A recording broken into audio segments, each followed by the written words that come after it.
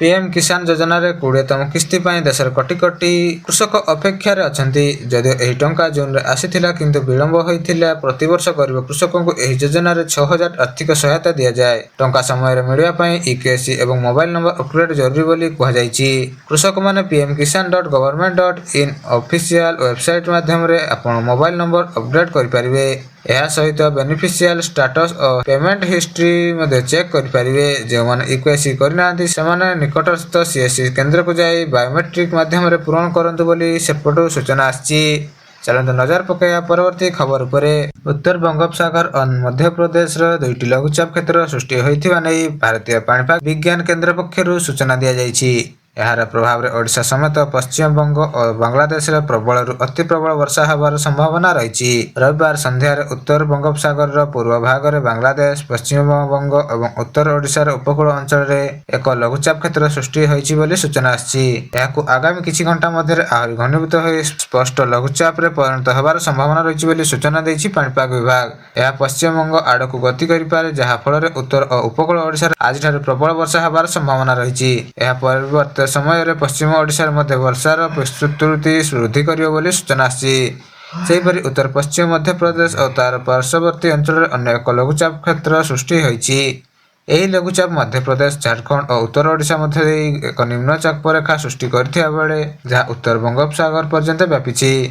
ଏହାର ପ୍ରଭାବରେ ମୟୂରଭଞ୍ଜ, କେନ୍ଦୁଝର, ସୁନ୍ଦରଗଡ଼ ଓ ବାଲେଶ୍ୱର ଜିଲ୍ଲାରେ ରେଡ୍ ୱାର୍ଣ୍ଣିଂ ଜାରି କରିଛି ପାଣିପାଗ ବିଭାଗ।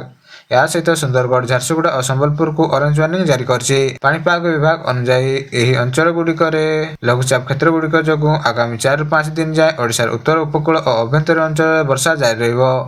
ଏହା ସହ ଉତ୍ତର ଅଞ୍ଚଳରେ ଝଡ଼ ପବନ ବହିବାର ମଧ୍ୟ ସମ୍ଭାବନା ରହିଛି। ପଶ୍ଚିମବଙ୍ଗ ବିଭାଗ ସାଧାରଣ ଜନତାଙ୍କୁ ସତର୍କ ରହିବା ପାଇଁ ପରାମର୍ଶ ଦେଇଛି ଏବଂ ନିମ୍ନାଞ୍ଚଳ ଜଳବନ୍ଦୀ ଆଶଙ୍କା ପ୍ରକାଶ କରିଛି।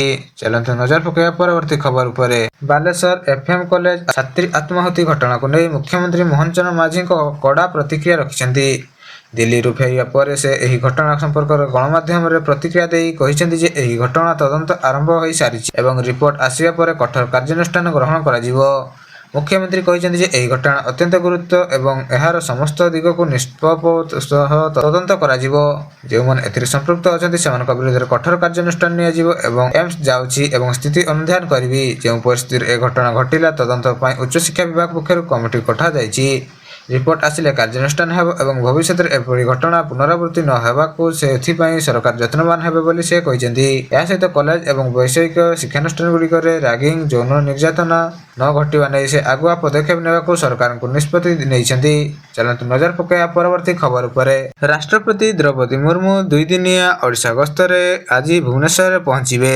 ସନ୍ଧ୍ୟାରେ ସେ ଏମ୍ସ ଭୁବନେଶ୍ୱରର 5ମ ସମାବର୍ତ୍ତୀ ସମାରୋହରେ ଯୋଗ ଦେଇ 31 ଜଣଙ୍କୁ ସୁବର୍ଣ୍ଣ ପଦ ଓ 634 ଛାତ୍ରୀଙ୍କୁ ଡିଗ୍ରୀ ପ୍ରଦାନ କରିବେ ଏବଂ ମଙ୍ଗଳବାର ପୂର୍ବାହ୍ନରେ ରେଭେନ୍ସା ବିଶ୍ୱବିଦ୍ୟାଳୟର 13ତମ ସମାବର୍ତ୍ତୀ ଉତ୍ସବରେ ଯୋଗ ଦେବେ ଏବଂ ବାଳିକା ଉଚ୍ଚ ବିଦ୍ୟାଳୟ ଉନ୍ନତୀକରଣ କାର୍ଯ୍ୟରେ ଭିତ୍ତିଭୂମି ସ୍ଥାପନ କରିବେ। ସନ୍ଧ୍ୟାରେ ସେ ଆଦିକବି ସାରଳା ଦାସ ଜୟନ୍ତୀ ଉପଲକ୍ଷେ ଆୟୋଜିତ କାର୍ଯ୍ୟକ୍ରମରେ ଯୋଗ ଦେଇ କଳିଙ୍ଗ ରତ୍ନ ପୁରସ୍କାର 2024 ପ୍ରଦାନ କରିବେ। ସମସ୍ତ କାର୍ଯ୍ୟକ୍ରମ ଶେଷ କରି ସନ୍ଧ୍ୟାରେ ସେ ନୂଆଦିଲ୍ଲୀକୁ ପ୍ରତ୍ୟାବର୍ତ୍ତନ କରିବେ ବୋଲି ସୂଚନା ଆସିଛି। ଚାଲନ୍ତୁ ନଜର ପକାଇବା ପରବର୍ତ୍ତୀ ଖବର ଉପରେ। ପୂର୍ବତନ ମୁଖ୍ୟମନ୍ତ୍ରୀ ତଥା ବିଜେଡି ସୁପ୍ରିମୋ ନବୀନ ପଟ୍ଟନାୟକ ମୁମ୍ବାଇ କକିଳା ବେନୁ ଧୀରୁଭାଇ ଅମ୍ବେଦକର ହସ୍ପିଟାଲରେ ଅସ୍ତ୍ରୋପଚାର ହେବା ପରେ ଗତ ଶନିବାର ଭୁବନେଶ୍ୱର ଫେରିଛନ୍ତି। ନବୀନଙ୍କୁ ସ୍ୱାଗତ କରିବା ପାଇଁ ବିଜେଡି ହଜାର ହଜାର ନେତୃବୃନ୍ଦ ଓ କର୍ମଚାରୀ ଉପସ୍ଥିତ ଥିବାବେଳେ ଗତକାଲି ଏନେଇ ନବୀନ ପଟ୍ଟନାୟକ ରାଜ୍ୟବାସୀଙ୍କୁ ଧନ୍ୟବାଦ ଜଣାଇଛନ୍ତି। ନବୀନ ତାଙ୍କ ସୋସିଆଲ ମିଡିଆ ଆକାଉଣ୍ଟରେ ଏକ ପୋଷ୍ଟ କରି କହିଛନ୍ତି ଯେ ଆପଣମାନଙ୍କ ଶୁଭେଚ୍ଛା ଓ ଭଲ ପାଇବା ପାଇଁ ଆନ୍ତରିକ ଧନ୍ୟବାଦ ଜଣାଉଛି। ମହାପ୍ରଭୁ ଶ୍ରୀ ଜଗନ୍ନାଥ ଓ ଆପଣଙ୍କ ଆଶୀର୍ବାଦ ହିଁ ପ୍ରିୟ ଓଡ଼ିଶାବାସୀଙ୍କ ସେବା କରିବା ପାଇଁ ମୋର ଶକ୍ତି ସାଜିଛି। ସୂଚନାଯୋଗ୍ୟ ଯେ ଗତ 22 ତାରିଖ ଅସ୍ତ୍ରୋପଚାର ଲାଗି ନବୀନ ଗତ 20ରୁ ମୁମ୍ବାଇ ଗସ୍ତରେ ଯାଇଥିଲେ। ତାଙ୍କ ସର୍ଭିକାଲ ଆର୍ଥ୍ରୋଟିକ୍ ଅସ୍ତ୍ରୋପଚାର ସଫଳ ହୋଇଥିବା ବେଳେ ସେ ହସ୍ପିଟାଲରୁ ଗତ ସପ୍ତାହରେ ଡିସଚାର୍ଜ ହୋଇଥିଲେ। ଡିସଚାର୍ଜ ହେବା ସମୟରେ ସେ ଡାକ୍ତରଙ୍କ ସହ ଭେଟୁଥିବା ଏକ ଭିଡିଓ ମଧ୍ୟ ଜାରି କରିଥିଲେ। ଅନ୍ୟପକ୍ଷରେ ଶନିବାର ନବୀନ ଓଡ଼ିଶା ଫେରିବା ପରେ ପାଣ୍ଡିଆନ ନବୀନଙ୍କ ନିବାସରେ ଦେଖିବାକୁ ମିଳିଛି ବୋଲି ସୂଚନା ଆସିଛି। ଏହାକୁ ନେଇ ମଧ୍ୟ ରାଜ୍ୟ ରାଜନୀତିରେ ଚହଳ ସୃଷ୍ଟି ହୋଇଛି। ଚାଲନ୍ତୁ ନଜର ପକାଇବା ପରବର୍ତ୍ତୀ ଖବର ଉପରେ। ଡ୍ରାଇଭର ଆନ୍ଦୋଳନ ନେଇ ରାଜ୍ୟ ଚର୍ଚ୍ଚା ତୀବ୍ର ହେବା ସହ ଏହା ଆହୁରି ଜୋରଦାର ହେବାକୁ ଯାଉଛି। ଡ୍ରାଇଭର ସଂଘ 15 ତାରିଖରୁ ଆନ୍ଦୋଳନରୁ ଆହୁରି ଜୋରଦାର କରିବା ପାଇଁ ଆହ୍ୱାନ କରିଛି। ସଂଘ ସଭାପତି ପ୍ରଶାନ୍ତ ମଣ୍ଡଳୀ ବିଭିନ୍ନ ବାର୍ତ୍ତା ମାଧ୍ୟମରେ ଦାବି ଅନୁରୂପ ଆନ୍ଦୋଳନ ଜାରି ରଖିବାକୁ ଆହ୍ୱାନ କରିଛନ୍ତି। ଏହି ଆନ୍ଦୋଳନ ମଧ୍ୟରେ ବିଶୃଙ୍ଖଳା ସୃଷ୍ଟି ଅଭିଯୋଗରେ ଡ୍ରାଇଭର ମହାସଂଘର କୋଅଧ୍ୟକ୍ଷ ଆଦିତ୍ୟ ବେହେରାଙ୍କୁ ପୋଲିସ ଗିରଫ କରିଛି। ଏଥିପାଇଁ ମିନି ଟ୍ରକ୍ ମାଲିକ ସଂଘ ଭୁବନେଶ୍ୱର ଥାନାରେ ଅଭିଯୋଗ ଦେଇଥିଲେ ଏବଂ ପ୍ରଶାନ୍ତ ମଣ୍ଡଳୀ ଏକ ଅଜଣା ସ୍ଥାନରୁ ଡ୍ରାଇଭରମାନଙ୍କୁ ଶାନ୍ତିପୂର୍ଣ୍ଣ ଭାବରେ ଆନ୍ଦୋଳନ କରନ୍ତୁ, ଗାଡ଼ି ଅଟକାନ୍ତୁ ନାହିଁ ବୋଲି ଆହ୍ୱାନ କରିଛନ୍ତି। ଅନ୍ୟପଟେ ଓଡ଼ିଶା ଛତିଶଗଡ଼ ସୀମା ଗଡ଼ଭଞ୍ଜି ଛକରେ ଡ୍ରାଇଭର ଆନ୍ଦୋଳନକୁ ଛତିଶଗଡ଼ ଡ୍ରାଇଭର ସଂଘ ସମର୍ଥନ ଦେଇଥିବା ବେଳେ ଯାହା ଫଳରେ ଯାନବାହନ ପ୍ରଭାବିତ ହୋଇଛି।